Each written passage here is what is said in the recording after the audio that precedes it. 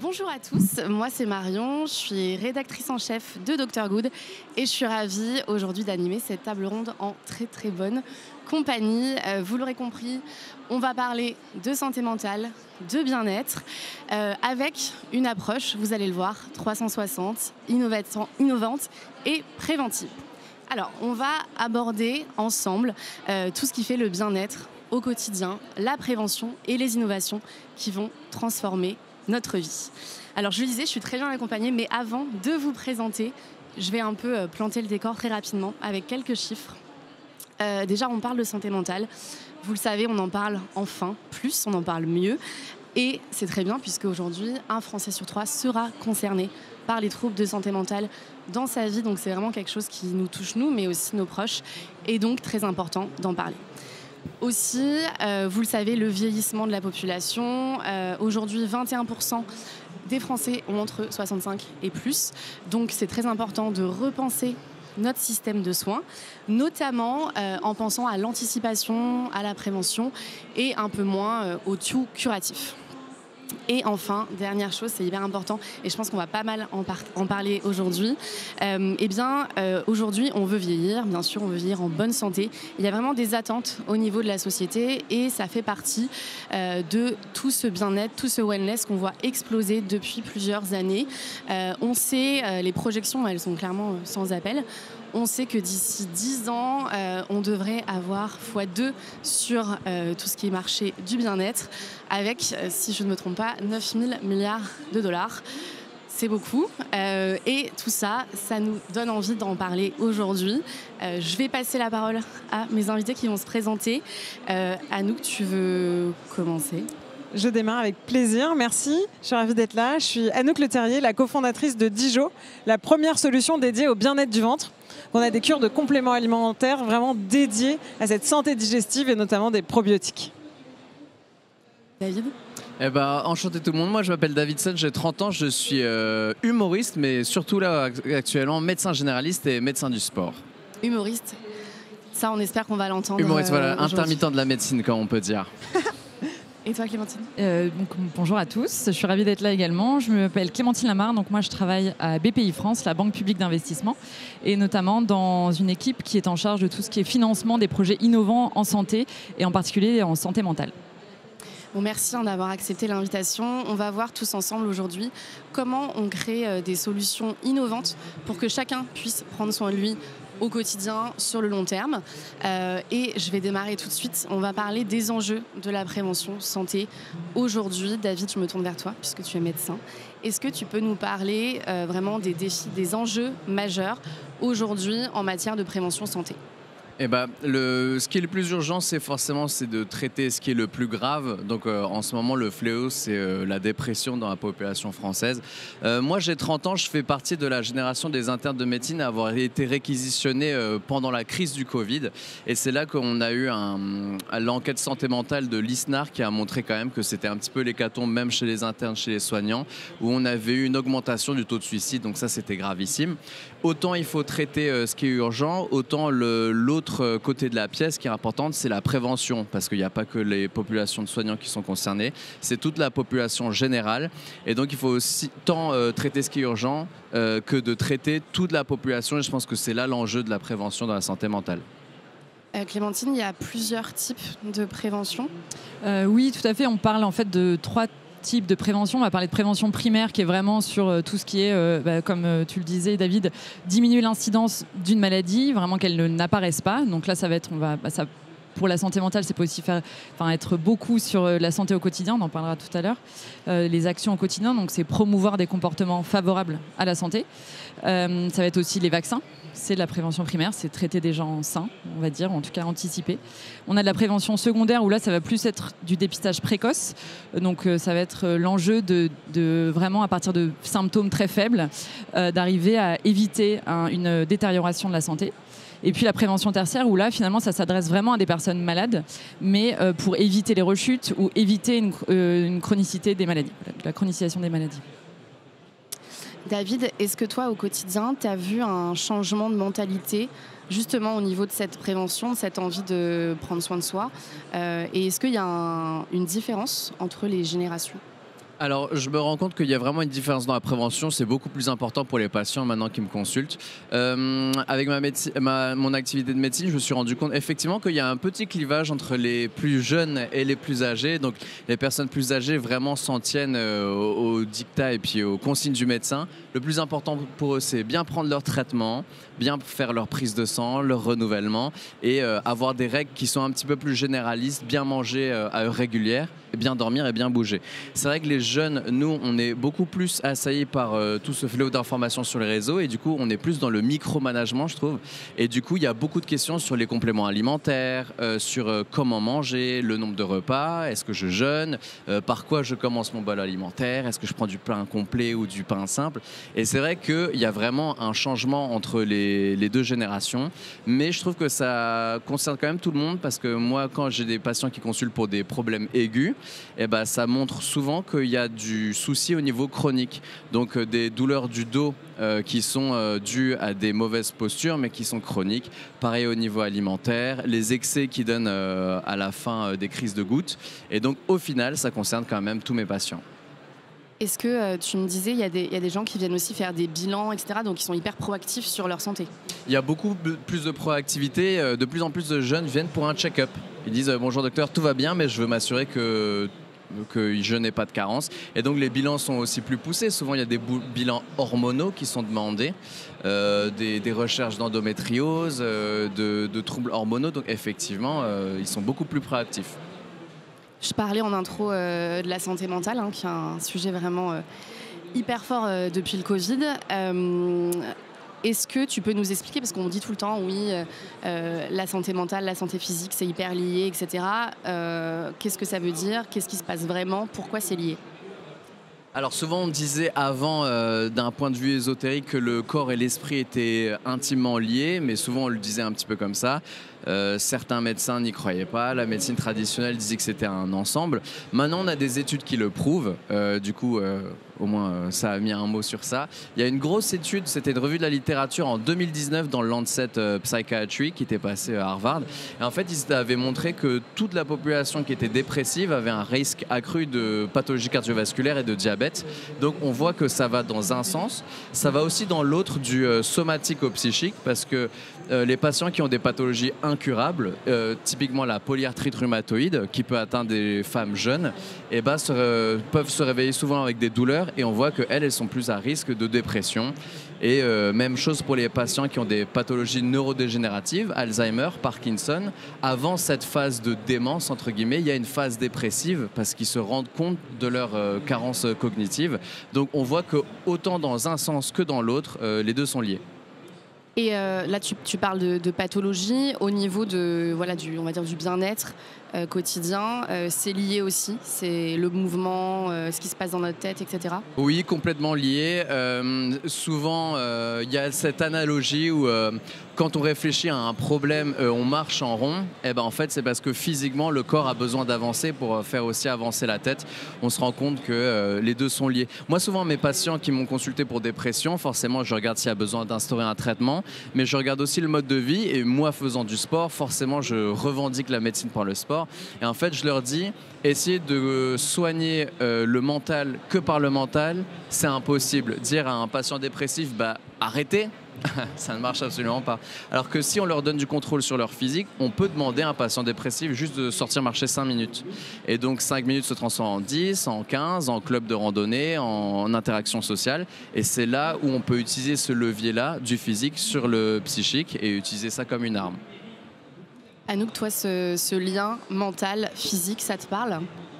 Oui, évidemment. Moi déjà, c'est l'origine de mon projet entrepreneurial parce que le parcours du combattant au moment du diagnostic de ma thyroïdite d'Hashimoto, qui a été en parallèle le début de ma vie d'entrepreneur parce que c'est ce qui va me pousser à changer de vie, à avoir envie d'aider les gens à prendre soin de leur ventre parce que moi, je prends conscience que ça m'a aidé énormément.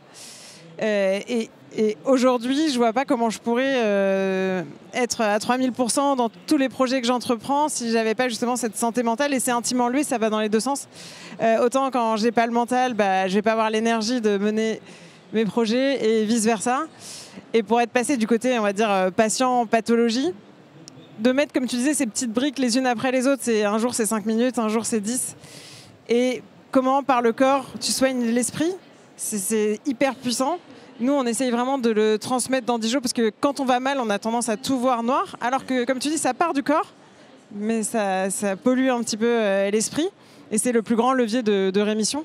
Nous, on insiste vraiment chez Dijo par le côté pédagogie, en fait, de redonner les clés, c'est-à-dire de l'explication.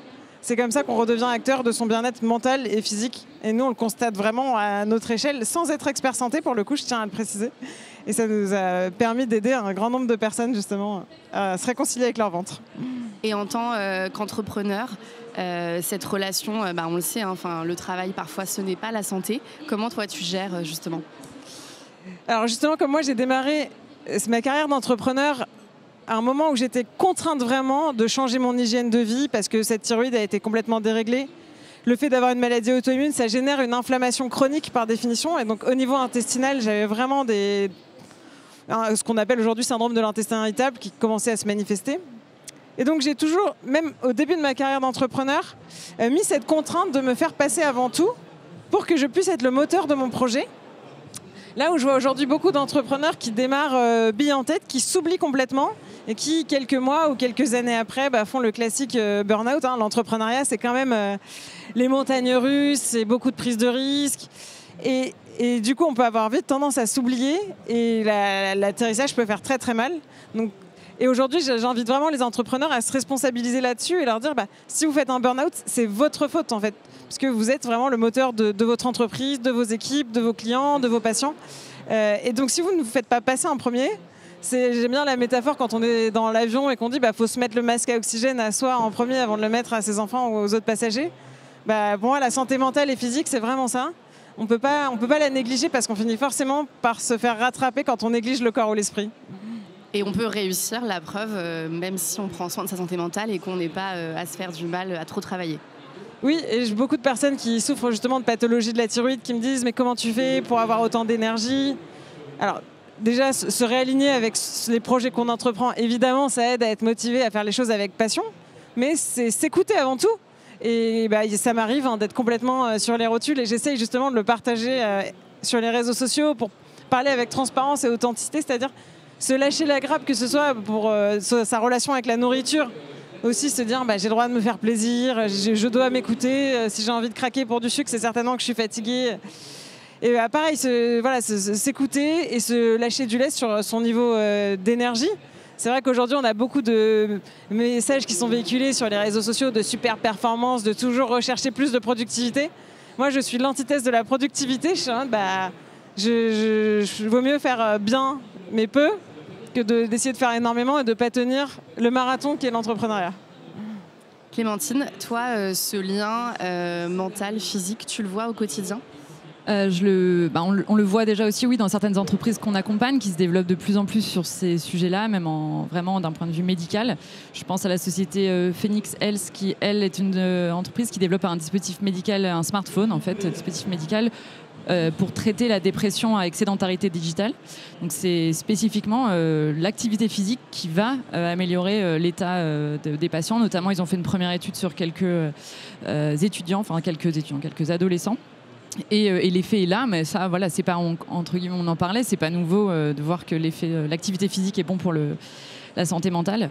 Je pense que c'est vraiment ce qu'on appelle la prévention primaire, c'est-à-dire que tout le monde peut le faire et doit le faire, mais c'est en fait une prévention universelle, parce que quel que soit son état, que ce soit déjà malade, l'activité physique va améliorer et est bon pour nous.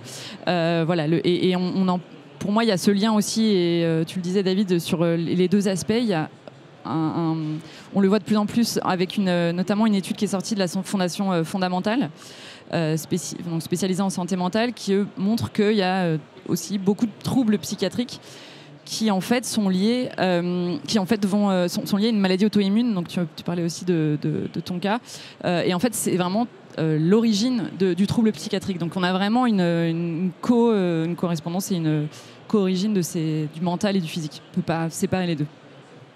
David, pour toi, c'est essentiel d'avoir une approche holistique, une approche globale de la santé ?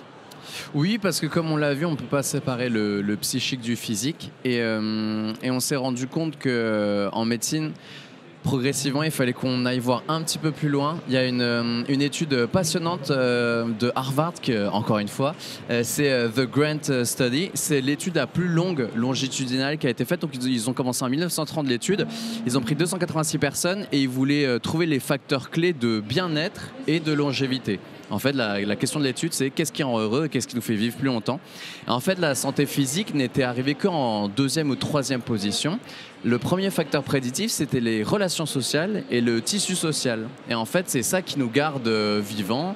C'est le fait d'avoir une famille intergénérationnelle, avec des petits-enfants qui naissent. Du coup, les grands-parents, ils ont une mission, ils ont un travail, etc. Et donc, ça, au début, on ne le voyait pas en médecine fondamentale. On ne prescrit pas des relations sociales. Mais maintenant, avec le temps, on sait qu'il faut beaucoup plus en parler. Et donc, je pense que la médecine doit tendre à être plus holistique. Nous, ça te parle, cette santé holistique? Oui, évidemment. Et surtout, pour moi, c'est réconcilier aujourd'hui 2 approches de la santé, qui est l'approche curative, et c'est très bien de prendre des médicaments, et l'approche préventive. C'est souvent se poser la question, quelle est l'origine du problème? Comment je peux atténuer l'origine du problème?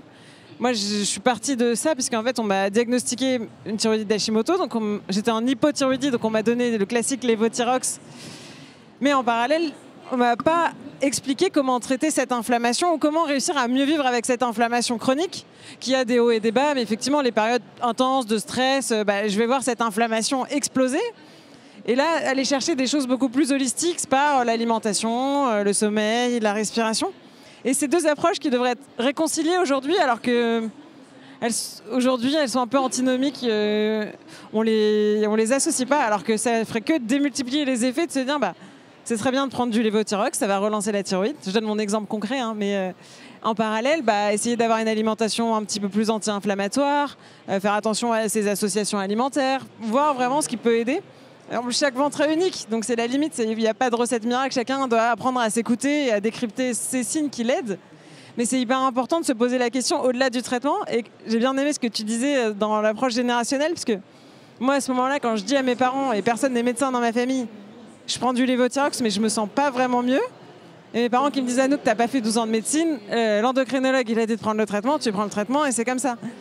Et à un moment, j'ai cherché plein d'autres alternatives parce que je voulais pas rester comme ça. Et justement, plutôt par moi-même, comme tu dis, les réseaux sociaux ont été un levier de découverte pour voir ce qui se faisait, notamment outre-Atlantique, sur la médecine fonctionnelle. Et m'a aidé à avoir un petit peu plus cette approche et aller contre l'avis du médecin, en tout cas, essayer d'avoir un petit peu cette ouverture d'esprit. Et j'ai même fini par réussir d'arrêter mon traitement, c'est-à-dire d'avoir une période honeymoon avec ma maladie auto-immune. Donc, comme quoi, l'approche holistique, ça peut marcher. Ouais, et puis ce côté patient-expert, c'est vrai que c'est quelque chose qui est hyper répandu. Enfin, c'est parfois un parcours un peu du combattant de trouver justement toutes les choses qui font te sentir mieux. Tu parlais des relations sociales. C'est quoi pour toi les piliers vraiment d'une bonne santé ? Ça reste quand même des piliers très simples. En fait, on a des principes fondamentaux, je pense, auxquels il faut obéir, qui sont en fait connus depuis très longtemps. C'est la régularité rien que dans le sommeil. Et en fait, on se rend compte que pendant le processus de sommeil, il y a tellement de réparations qui se créent, autant chez les enfants pour la croissance que chez les personnes âgées pour la régénération, soit cellulaire, et puis même au niveau des chromosomes. Au bout des chromosomes, on a les télomères. Et les télomères, là, plus ils sont endommagés et plus la division cellulaire peut être endommagée, potentiellement cancéreuse, etc. Donc l'adage bien bouger, bien manger, bien dormir, en fait, il est toujours vrai. C'est juste qu'on sait un petit peu mieux ce que c'est bien manger. Donc là, le combat, c'est de manger le moins transformé possible. Après, chipoter sur est-ce que ça doit être du saumon ou de l'œuf. Ça, c'est moins grave que manger très transformé ou bien mal manger. Bien dormir et bien bouger. Donc ne pas éviter le surentraînement, mais prendre une activité progressive. Ceux qui sont en surpoids, il faut commencer par de la marche ou bien des activités polyarticulaires. Donc l'adage là, bien manger, bien dormir, bien bouger, pour moi, ça reste vrai. Anouk, est-ce que tu as d'autres piliers que tu as mis en place ?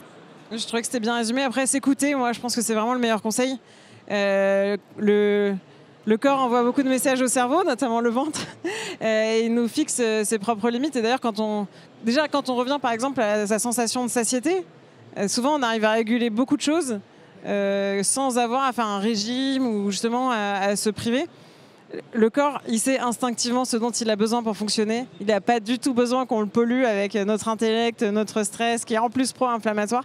Donc oui, il faut s'écouter et arriver à prendre le temps, parce qu'encore une fois, chacun est différent, que ce soit au niveau digestif, mais même en termes de rythme. Certaines personnes ont besoin de dormir 8 heures, d'autres non.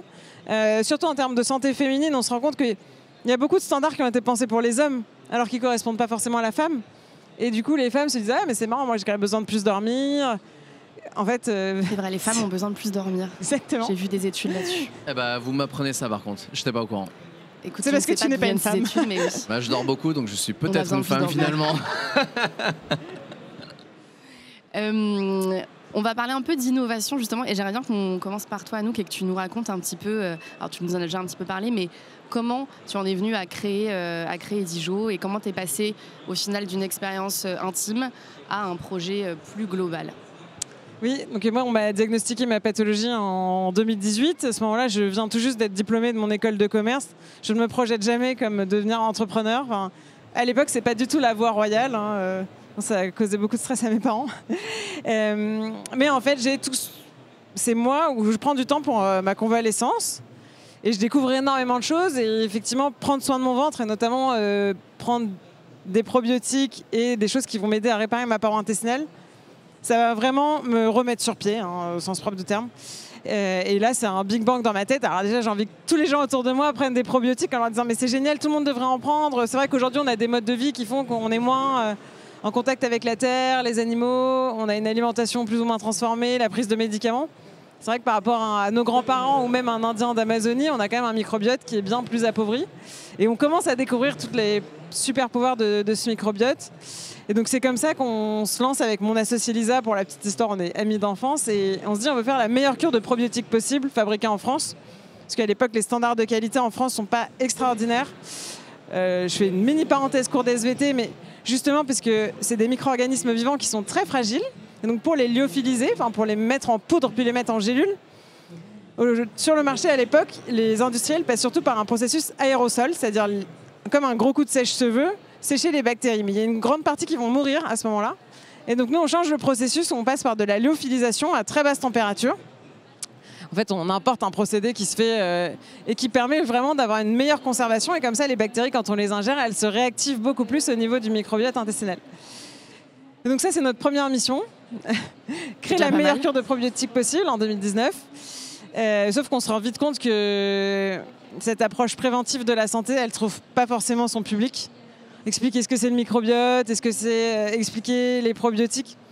C'est un geste trop nouveau, les gens n'ont pas encore entendu parler et ils ont déjà tellement de problèmes à régler qu'ils ne sont pas prêts à ça. En revanche, on documente un petit peu ce parcours sur les réseaux sociaux et quand je dis moi je suis obligée de déboutonner mon jean après les repas, j'ai un ventre de femme enceinte, et là le compte il explose. Ça parle.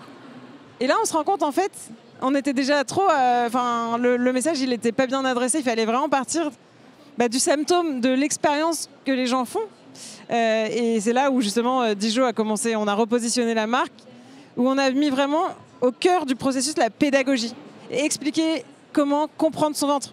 Parce que les gens arrivent chez nous en disant j'ai mal au ventre et on leur dit ça veut tout et rien dire, avoir mal au ventre ça peut être un foie saturé de toxines, une paroi intestinale complètement inflammée, un microbiote intestinal complètement déséquilibré suite à une cure d'antibiotiques ou des années d'alimentation transformée. Et ça, à chaque fois, ce n'est pas les mêmes symptômes. Et du coup, on a remis vraiment la pédagogie au cœur du réacteur et on a rendu notre client acteur en fait, de son autodiagnostic. Comme ça lui permet vraiment de savoir il a mal au ventre, pourquoi, pour quelle origine. Et du coup, choisir. Du coup, on a élargi la gamme avec des produits très techniques qui étaient complètement à l'encontre d'une approche marketing qu'un fonds d'investissement nous aurait recommandé. On avait de la glutamine, du Vitotam, des probiotiques. L'expérience utilisateur sur le site internet, au début, c'était un micmac pas possible. Les gens nous écrivaient tous « qu'est-ce que je dois prendre ?»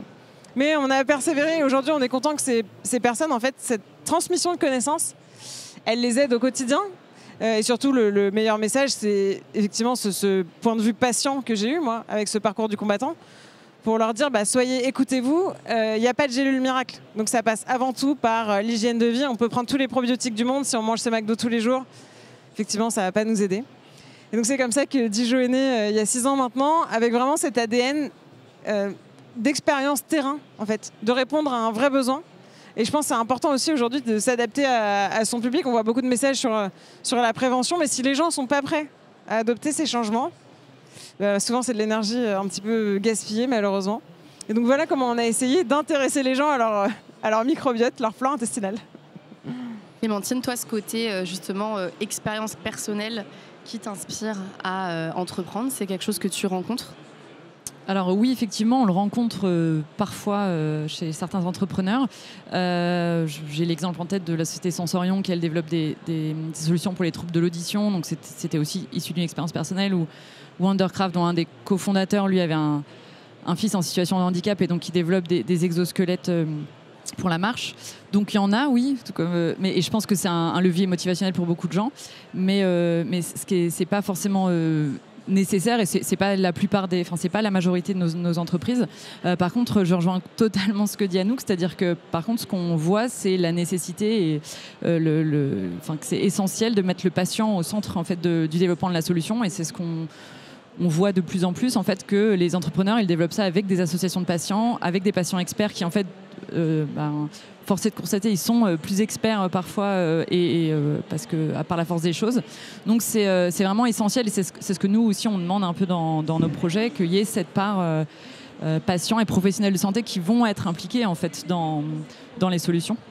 Et d'autant plus aussi même dans des solutions, même je dis dans des solutions de bien-être qui vont pas forcément sur un terrain santé réglementairement parlant, c'est différent, mais où c'est essentiel parce qu'effectivement sinon en prévention s'ils se sentent pas concernés ça ne marchera pas, parce que c'est vraiment le cœur, et une des problématiques qu'on peut voir c'est ça, c'est-à-dire que on a identifié une cible de patients ou de clients qui peuvent être intéressés et bénéficier de cette solution, on sait un peu comment l'adresser, mais derrière on n'utilise pas vraiment, en tout cas on réfléchit pas vraiment à comment on va les faire adhérer à cette solution et les faire accepter cette solution, et c'est essentiel, donc pour ça il faut les inclure dès le départ. Anouk, est-ce que c'était ça le plus challengeant dans le fait d'entreprendre dans la santé et le bien-être? Est-ce que c'était justement faire aimer la prévention aux gens, ou il y a autre chose que tu as trouvé difficile dans ce parcours entrepreneurial? Oui, la prévention et la pédagogie, en fait, vraiment de capter l'attention pour expliquer aux gens et pas juste leur vendre une énième solution qui en 3 jours les soigne. Ça, c'était vraiment la plus grosse barrière pour craquer, justement, d'avoir l'attention. En plus, aujourd'hui, avec les réseaux sociaux, on ne regarde pas une vidéo plus de 10 secondes. D'ailleurs, ça participe à notre mal-être mental. Plus trop d'attention, c'est vrai. Et ouais, du coup, d'intégrer cette brique préventive, éducative, c'est ce qui est le plus difficile. Même en partant du patient, parfois, je trouve qu'aujourd'hui, cette approche, elle est culturelle, en fait. Donc, c'est très, très difficile. Et nous, on le voit encore, ça nous met des barrières importantes. Mais une fois que les gens sont convaincus, et si ils s'accrochent, parce qu'il faut s'accrocher en fait pour faire une cure sur plusieurs mois, revoir son alimentation.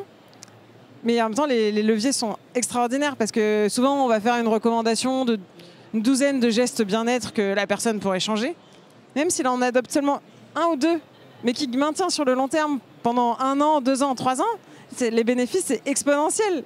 Et c'est là qu'on n'a pas encore cette mentalité en France, je trouve, de se dire, si j'essayais seulement de faire la méthode petit pas par petit pas, un petit peu mieux, en fait, ça démystifie, et je pense que ça participe aussi au côté un petit peu dépressif. Quand la montagne, elle te paraît trop grande à gravir, tu te dis, tant pis. Et nous, on voit beaucoup de gens qui ont des pathologies chroniques intestinales, syndrome de l'intestin irritable, colopathie fonctionnelle. Ils sont désespérés, en fait, ils baissent les bras, donc ils n'ont plus l'envie d'essayer de changer les choses sur le long terme, mais ça, c'est dommage. Et ouais, c'est vraiment de loin le plus grand frein quand on entreprend dans la santé.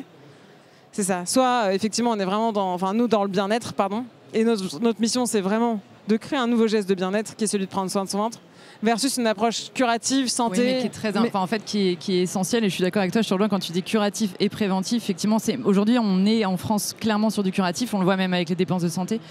Mais il faut que on passe sur du curatif et du préventif. Et les solutions qu'on attribue bien-être, en tout cas aujourd'hui, sont essentielles pour ça, quoi. Oui, réconcilier. C'est un changement de mentalité. Pardon, je te rejoins. Moi, quand je voyais du coup, j'ai consulté des naturopathes, des ostéopathes au moment du diagnostic de Maturity d'Hashimoto. Quand on est un petit peu désespéré, en fait, on est prêt à, de toute façon, chercher des alternatives plus naturelles, plus fonctionnelles, je pense. Et le corps, souvent, d'ailleurs, arrive sur le mouvement là-dessus rapidement. quand je racontais ça à mon endocrinologue, je sentais qu'il n'était pas forcément réceptif. Quand je lui disais je me suis mis à manger des sardines tous les jours, je sentais qu'il se disait la patiente sardine là me fatigue un petit peu à toujours remettre en question tout ce que je lui raconte. Et en même temps, je peux pas le blâmer. Enfin, en fait, ils sont là pour répondre à une problématique très ciblée avec leur expertise. Ils n'ont pas le temps de faire un bilan forcément global pour chaque personne qui voit. Et donc c'est ça un petit peu qui est dommage dans l'approche qu'on a aujourd'hui. On a la chance d'avoir un système de santé qui est extraordinaire, mais on l'optimise pas justement par la prévention. C'est aussi la responsabilité individuelle pour moi de prendre le temps de se former, de s'éduquer pour comprendre un petit peu. Et c'est vrai que moi, le jour où quelqu'un, un expert santé m'a fait un schéma de ma thyroïde, m'a expliqué la T3, la T4, la TSH, l'hypophyse, comment tout ça fonctionne, et que je me suis sentie un petit peu plus responsable en fait dans tout ça et dans le mécanisme de mon corps. Et ça, c'est hyper important. On va parler un peu innovation, technologie, etc. Toi, David, en tant que médecin, comment tu appréhendes toutes ces nouveautés dans le domaine de la santé ? Innovation, là en ce moment on appréhende beaucoup l'intelligence artificielle parce que le plus grand pouvoir de ces super ordinateurs, c'est d'avoir toutes les connaissances, toute la data qu'il y a sur internet instantanément et de pouvoir faire le tri sans aucune fatigue. Alors que le médecin généraliste, quand il commence à 8h, qu'il n'a pas bien dormi, il est fatigué. Avec le café à 11h, il est bien. À 14h, il digère, il n'est pas bien. Et à 19h, il veut partir. Donc ça, c'est la plus grande peur, autant que ce soit sur les algorithmes de diagnostic ou bien beaucoup en radiologie. Sur l'image, l'intelligence artificielle, là, elle est très, très, très, très forte, quoi. Très forte. Et toi, personnellement, est-ce que tu utilises des innovations technologiques ? Alors moi j'utilise juste ma petite montre Whoop, donc c'est une petite montre de fitness, d'ailleurs si vous voulez nous sponsoriser, je déconne. C'est une montre pour voir essentiellement mes performances sportives et ma récupération et le sommeil. Et en fait dedans il y a un logiciel qui est mis à jour qui permet de te réveiller en fonction de ton cycle au meilleur moment où tu peux te réveiller. Donc ça c'est ce qui me plaisait le plus. Et maintenant je l'utilise plus parce que je me rends compte que mes habitudes de vie influent sur ma récupération beaucoup plus que je ne le pensais. Donc typiquement on voit des copains 1 ou 2 verres de bière, on se dit c'est pas grave, de toute manière je me suis couché tôt, j'ai bien récupéré. Et en fait on se rend compte que l'heure à laquelle on va au lit diffère de l'heure à laquelle on s'endort, et ça diffère du temps total de sommeil avec les micro-réveils. Et puis on voit qu'un petit peu d'alcool le soir, en fait, ça casse la récupération complètement. Et donc pour ceux qui font du sport, en fait on se dit je savais pas que c'était aussi critique. Et donc ce qui est bien dans les appareils-là, c'est la prise de conscience, je trouve. Donc sur ça, je ne le conseille pas systématiquement à mes patients. Je ne vais pas demander à tous mes patients d'acheter une watch, quelque chose comme ça. Mais s'ils en ont une, c'est pas une perte de chance et je les encourage. Oui, c'est pas un gadget, parce qu'il y a beaucoup de gens qui pensent que tout ça c'est des gadgets, mais ça peut vraiment aider à avoir une bonne hygiène de vie. Ça peut aider, et de toute manière c'est de mieux en mieux fait, les logiciels là, il y a une gamisation de la santé, c'est-à-dire que quand 3 jours d'affilée on arrive à faire nos 10 000 pas, alors on a une petite flamme, etc., on est content. Alors bêtement le principe il est, mais ça marche quand même et c'est pour la bonne cause. Donc sur ça, moi je trouve que c'est une bonne avancée. Ça ne peut pas faire de mal. Ça ne peut pas faire de mal. Super. On va parler un peu de BPI, Clémentine. Comment toi t'accompagnes et comment BPI accompagne tout ce qui est innovation santé, les entrepreneurs, etc. Alors on a pas mal de leviers d'accompagnement. Effectivement, on voit, on a la chance en tout cas dans l'équipe dans laquelle je travaille de voir énormément d'innovations arriver, notamment en IA, en intelligence artificielle. C'est clairement la composante principale de la plupart de nos innovations en ce moment. Ce que je vois notamment, ça va être pour aider pas mal le praticien. Tu le disais, mais c'est une aide, ça ne va jamais remplacer, en tout cas aujourd'hui c'est pas le but, mais on va en avoir notamment, tu parlais de gamification, je pensais à la société Poppins qui elle développe une application qui permet aux enfants dyslexiques d'améliorer leur lecture, et donc ça va pallier finalement à aussi un manque parfois du système de soins, qui va être 18 mois pour avoir un rendez-vous avec un orthophoniste. Donc les innovations, elles vont permettre ça un petit peu de pallier aux faiblesses qu'on a dans notre système de soins, même si je suis d'accord, on a un système vraiment très performant, mais qui est trop tourné vers le curatif encore une fois. Et donc du coup, c'est ces solutions-là qui vont permettre d'accéder plus facilement à l'offre de soins. On va aussi voir des solutions qui vont plutôt être sur tout ce qui est télésurveillance, télésuivi. Je pense en santé mentale notamment à Emobot ou Calliope ou Dahlia, qui sont des solutions en développement sur en fait un suivi de l'humeur et des troubles de l'humeur, mais même assez important, de la schizophrénie parfois, mais de la dépression, pour détecter les rechutes et permettre aux médecins de voir en fait les alertes et finalement de s'occuper des patients les plus à risque assez rapidement. Donc on voit tout ça à BPI et comment on les accompagne. On a plusieurs solutions. On est vraiment la banque des entrepreneurs, donc on va avoir des prêts classiques, des garanties, mais on va aussi avoir un partage du risque. Donc c'est vraiment le cœur de l'ADN de BPI France. Et donc pour ça, c'est du financement et de l'investissement financier. Donc dans l'équipe dans laquelle je travaille, on va faire du financement non dilutif, donc c'est-à-dire qu'on ne va pas prendre de part au capital des entreprises, mais on va les aider avec des projets. Elles vont nous proposer des projets innovants. Là, on a notamment dans le cadre de la prévention, on a un appel à projet qui s'appelle le Challenge Prévention, donc qui est avec des budgets France 2030, donc des budgets de l'État.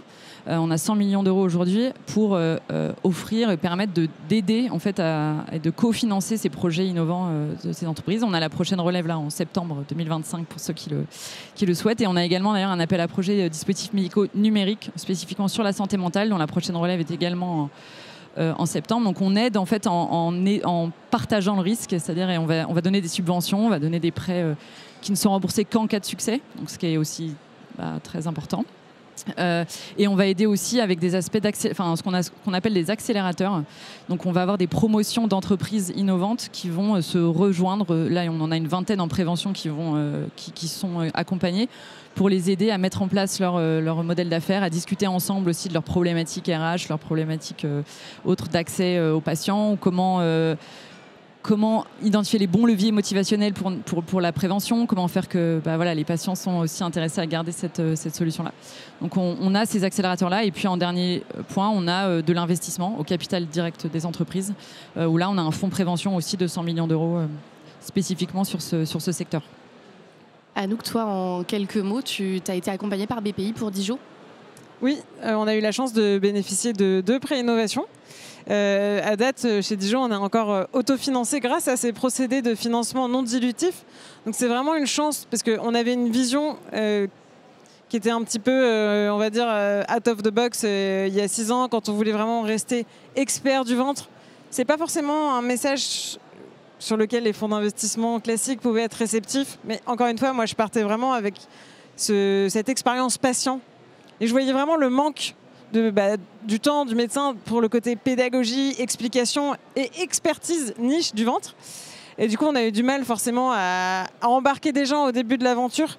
Mais en revanche, une fois que le projet s'était concrétisé, c'est-à-dire qu'on avait notre gamme, qu'on avait notre diagnostic en ligne, qu'on avait nos premiers clients qui étaient satisfaits, qui revenaient, là justement c'est le bon moment pour aller justement toquer à la porte de BPI, montrer qu'il y a une traction, même si sur le papier tout le monde nous a pris pour des folles.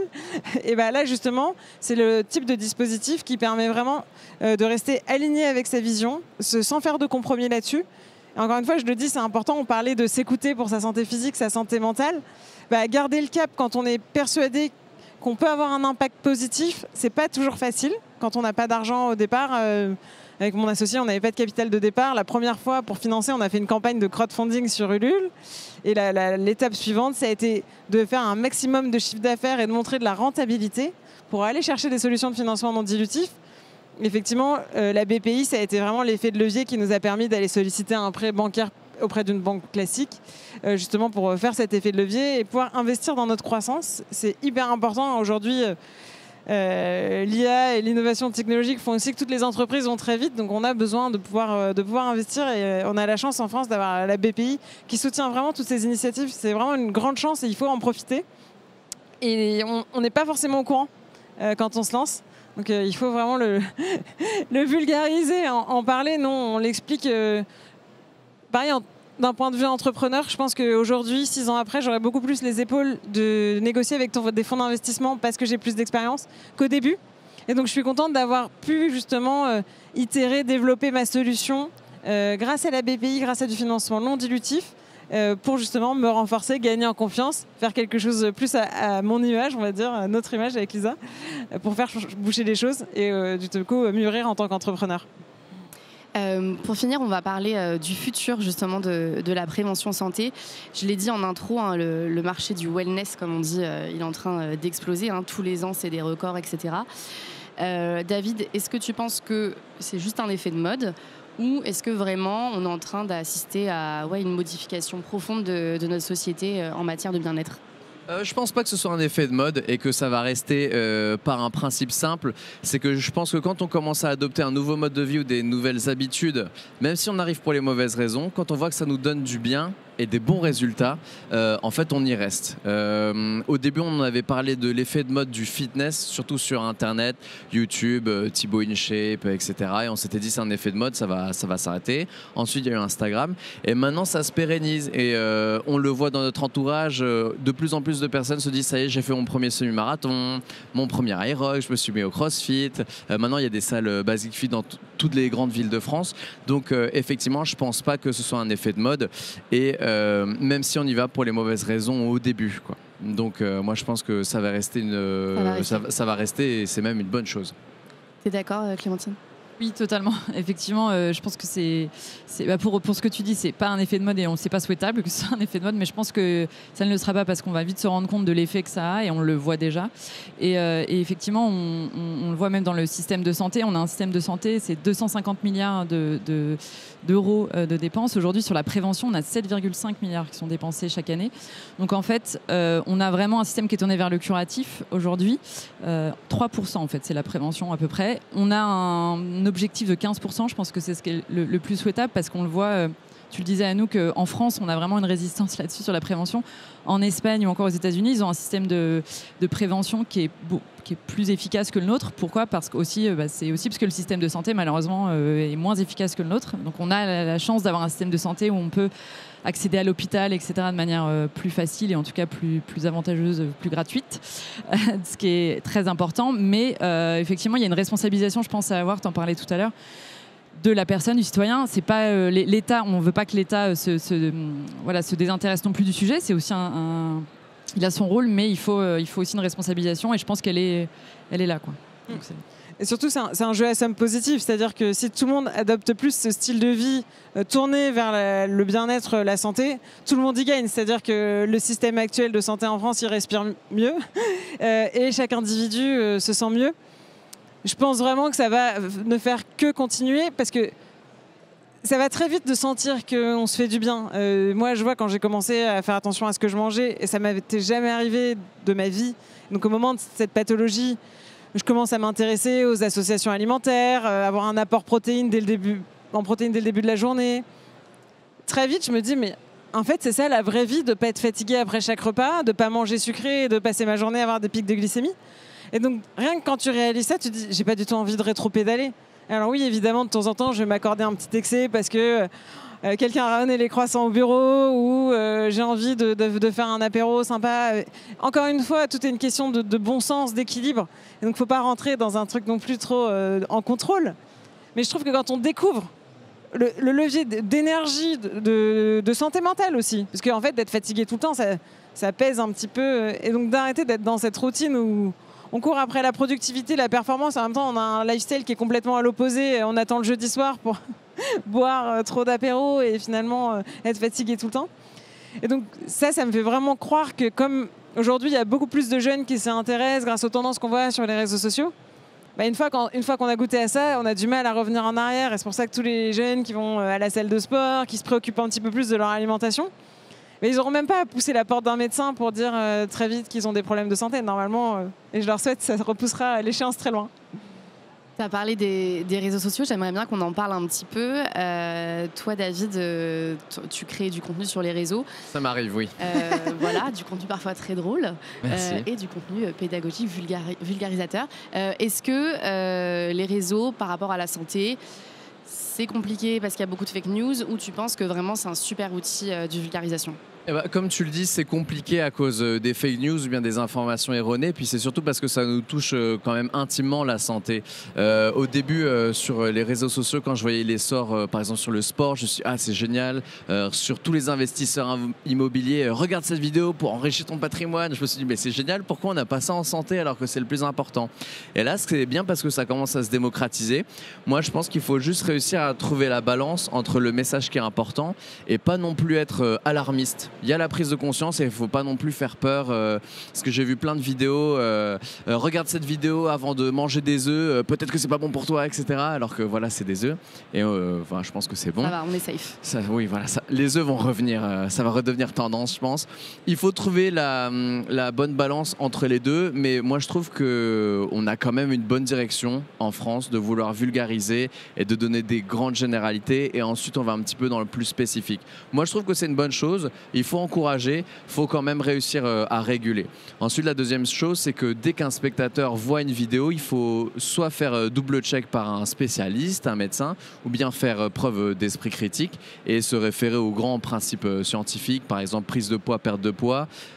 C'est d'abord avant tout une prise calorique. Si on prend du poids, c'est parce qu'on a trop de calories par rapport à ce qu'on dépense. Et ça, c'est irréfutable, c'est impossible de le changer, par exemple. Donc, quelqu'un qui dit autrement, faut se méfier. C'est que c'est peut-être une fake news. C'est peut-être une fake news, exactement. Comme dirait Trump, fake news. Et dernière chose, il n'y a pas que non plus les médecins. C'est vrai que beaucoup ont tendance à se dire, comme toi tu l'as dit, l'endocrinologue, c'est spécialiste des hormones. Il a dit un truc, arrête de te plaindre, c'est dans ta tête. C'est vrai que, par exemple, nous, en nutrition, moi, de ma formation de médecin à Nancy, on n'a pas eu beaucoup de formation en nutrition, encore moins en micronutrition. Donc quand j'entends des nutritionnistes en plus sportifs en parler, je me dis je vais peut-être le laisser parler, il a l'air d'en savoir plus sur moi. Donc effectivement, il faut bien s'informer et puis il faut remettre un petit peu en cause ce qu'on voit. Voilà. Avoir un esprit critique. Esprit critique, tout à fait. On construit son algorithme à chaque fois. Exactement. On arrive à la fin de cette table ronde. J'aimerais qu'on finisse chacun. Est-ce que vous avez un peu une intuition ou même un rêve, une ambition, je ne sais pas, par rapport à la santé dans les 10 prochaines années, à quoi ça ressemble? Anouk, tu veux commencer? Moi, ce serait que le fait que prendre soin de son ventre, ce soit un nouveau geste de bien-être comme celui de se mettre de la crème le matin. C'est vraiment le cœur du réacteur. C'est là où on absorbe les vitamines, les nutriments. Enfin, c'est là où tout ce qui vient du monde extérieur rentre dans notre organisme. C'est aussi notre système immunitaire, donc ça bloque ce qui ne doit pas rentrer dans l'organisme. Donc voilà, prenez soin de votre ventre. C'est le seul message que je veux faire passer. Très bien. Clémentine? Moi, j'en parlais tout à l'heure. Moi, je crois que dans 10 ans, j'aimerais bien qu'on ait effectivement plus de préventifs et plus accès de manière universelle. Ça veut dire pour moi un remboursement aussi de solutions en prévention, pas que de la solution en curatif, et que on puisse, on en parlait, ça, c'est prescrire du sport, voilà, ou ce genre de choses, mais en tout cas que ce soit accessible à tous. Et enfin, David? Bon, moi, mon rêve d'humoriste, ce serait de faire l'Olympia et d'être connu, donc, mais ça n'a aucun rapport. Mon rêve de médecin, il est un petit peu plus terre à terre, c'est qu'il y ait plus d'argent dans la santé, parce qu'en ce moment, il y a beaucoup de réformes qui sont faites, un petit peu pour taper sur les doigts des médecins. Mais moi, l'ayant vécu de l'interne et en étant médecin interne et en voyant ça, on a quand même moins de médecins, parce qu'il y a des décisions qui ont été prises, et une population qui est vieillissante, comme tu l'as dit, donc moins de médecins, plus de patients. Le problème, c'est que qui en pâtit? Les médecins qui sont surchargés et les patients qui n'arrivent plus à trouver de médecins. Et donc, moi, j'aimerais juste ça, surtout après le Covid, on l'a vu. Il faut quand même prendre soin de notre personnel soignant. Il faut plus d'argent. De toute manière, les piliers, c'est la médecine, l'école et puis le social. Donc, un petit peu plus de moyens, plus de respect, plus de bienveillance et tout le monde est content. Donc, soyons tous copains. Voilà. On espère que vos appels seront entendus. Je vous remercie beaucoup pour vos témoignages, votre vision, etc. Merci à tous de nous avoir suivis. J'espère que ça vous aura inspiré et à très bientôt. Prenez soin de vous.